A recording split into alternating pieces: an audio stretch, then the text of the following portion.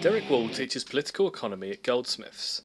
He is a former Green Party principal speaker, a parish councillor, and an accomplished author of works such as Economics After Capitalism, A Guide to the Ruins and a Road to the Future, and perhaps more poignantly for today, Elinor Ostrom's Rules for Radicals, Cooperative Alternatives Beyond Markets and States. Whilst putting together my explainer video, What Even Is a 15-Minute City and Why Should I Care?, I reached out to Derek for his opinion on the debates surrounding the subject, and they kindly sent their thoughts, which I wanted to share with you to broaden the debate and offer an insight from somebody with relevant experience and credentials in politics local and national, green alternatives and alternate methods of ownership.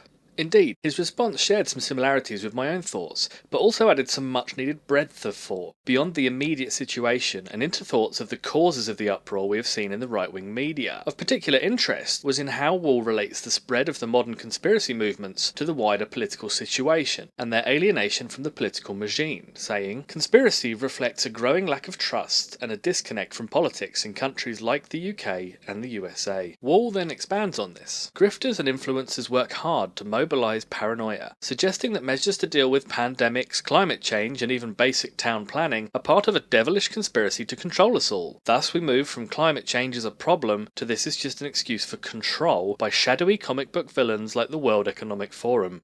I believe that this point is vital in understanding the growth of these movements, as it is not that the far right is creating paranoia, but instead preying on its presence. They have not themselves manifested the fear and alienation felt by those who have been failed by the state and the current political offering, but the grifter pipeline and the far right are always ready to exploit a situation once the conditions are right. These forces are able to sprinkle an element of truth into their narratives, and then use it as a smokescreen for the jump to full-on conspiracy, such as with the World Economic Forum, where we have a room full of largely rich capitalists suggesting methods for progress on a global scale. That is an organisation to be wary of, but rather than acknowledging that any evil present in such an organisation is as mundane as the profit motive or even old-fashioned greed, there becomes a ramping up of intent, and an attempt to increase the fear and alienation of their audience. Ultimately, this fear can be turned into paranoia and eventually likely hatred, usually against a targeted other, whether it be a minority, political affiliation or institution. Wall continues. While it sounds stupid to think that 15-minute cities mean that we can't ever travel more than 15 minutes, it is possible to see how such an unlikely idea captures some people.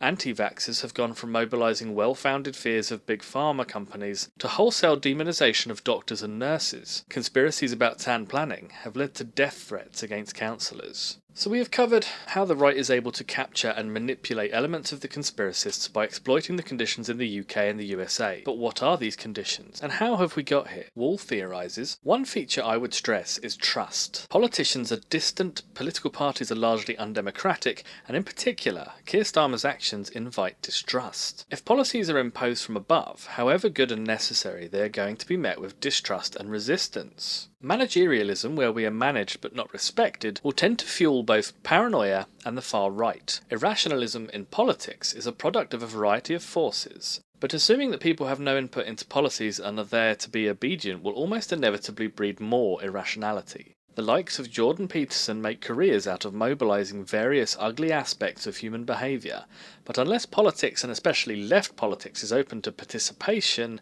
his task will be easier.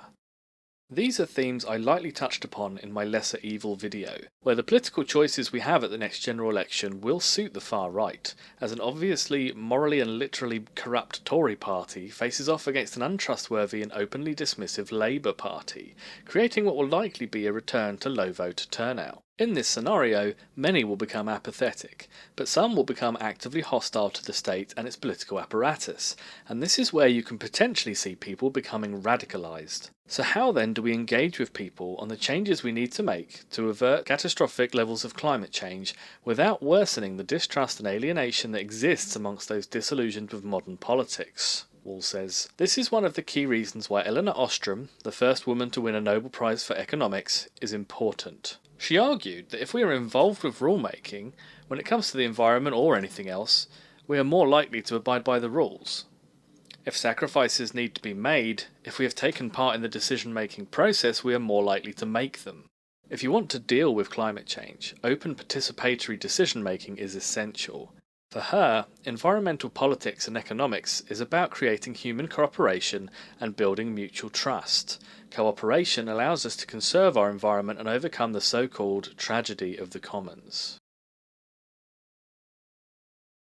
According to Wall, the antidote to top-down authoritarian edicts that affect the lives of ordinary people is a more horizontal approach to decision-making where people are invited to be involved in making those decisions. Indeed, Elinor Ostrom spent a large part of her life ruminating on the virtues of a more communal approach to managing space, and how best communities can control their own destiny. This is similar to Vinova's suggestion of 1-minute cities, as per my 15-minute cities explainer. As Derek Wall has outlined here, the circumstances around the growing strength of the conspiracy movement are entirely explainable, and are the result of decades of being ignored and disregarded by a political system that wants your vote, but not your voice. As an experienced political thinker, author and economist, Wall can trace these symptoms back to their causes. It is only by acknowledging the forces operating within our political and media environments that we can potentially shape the movements to come that will be able to make the changes needed to dispel the alienation that infests large numbers of the UK electorate. I've put some links in the description of this video for Derek Wall's books, and I personally recommend Elinor Ostrom's Rules for Radicals, which really opened my eyes to a great many things around the idea of community and the commons, and is well worth checking out. Thank you to Derek for responding to my question, and hopefully his insights have added a little bit of extra flavour to the work we've done so far on 15-minute cities. Thank you for watching, and we'll catch you soon on another video. Bye!